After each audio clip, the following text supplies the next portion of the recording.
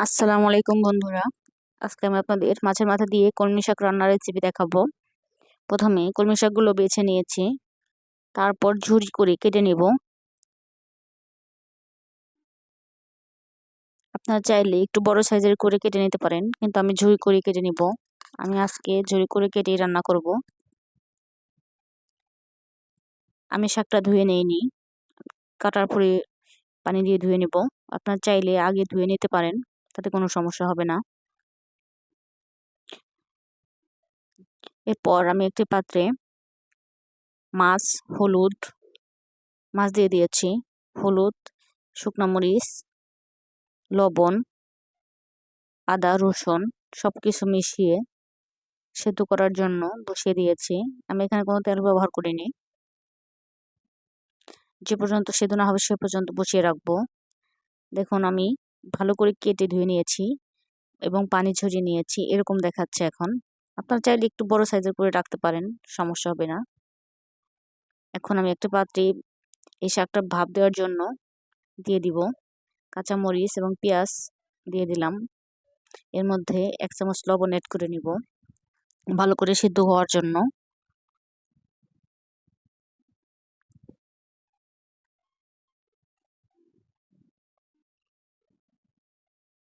দেখুন এর মধ্যে থেকে অনেকটা পরিমাণ পানি উঠেছে, আর একটু পানি উঠবে। ভালো করে নেড়ে নিচ্ছি। দেখুন আমার মাছটা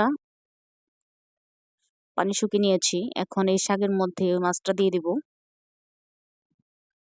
যেটা পানি শুকিয়ে নিয়েছি। একটু ঝোল রয়েই গেছে। এখন ভালো করে মিশিয়ে নিব, মাছগুলো ভেঙে নিব। আমি পাঙ্গাস মাছ ব্যবহার করেছি, আপনারা অন্য মাছ ব্যবহার করতে পারেন, যে কোনো মাছের মাথা ব্যবহার করতে পারবেন, কোনো সমস্যা নেই।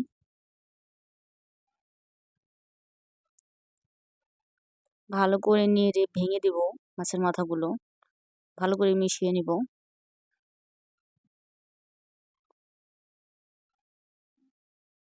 এখানে কোনো এক্সট্রা মশলা আমি দেইনি।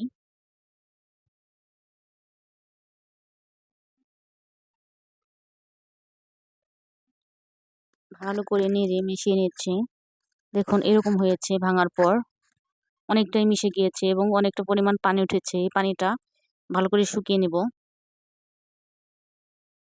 শাকের মধ্যে কোনো পানি থাকলে এই শাকটা অত বেশি মজা লাগবে না। তারপর ফোড়ন দেওয়ার জন্য আমি একটি প্যানে তেল দিয়ে দিয়েছি, আস্ত কাঁচামরিচ দিয়ে দিয়েছি এবং রসুন দিয়ে দিয়েছি। ভালো করে নেড়ে ভেজে নিব। একটু লালচে হয়ে গেলে শাকটা এর মধ্যে দিয়ে দিব।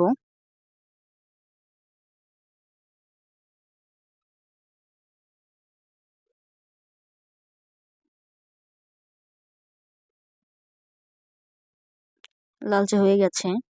এখন এর মধ্যে শাক দিয়ে দিব, যেটা আমি মাছের মাথা দিয়ে মিশিয়ে রেখেছিলাম। নেড়ে মিশিয়ে নিব। এখন আমি সবগুলো শাক দিয়ে দিয়েছি। এখন ভালো করে নেড়ে চেড়ে ফোড়নের সাথে মিশিয়ে নিব।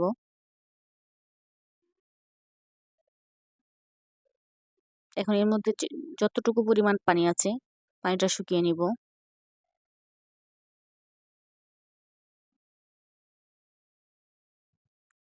রান্না আমার প্রায় শেষ হয়ে গেছে।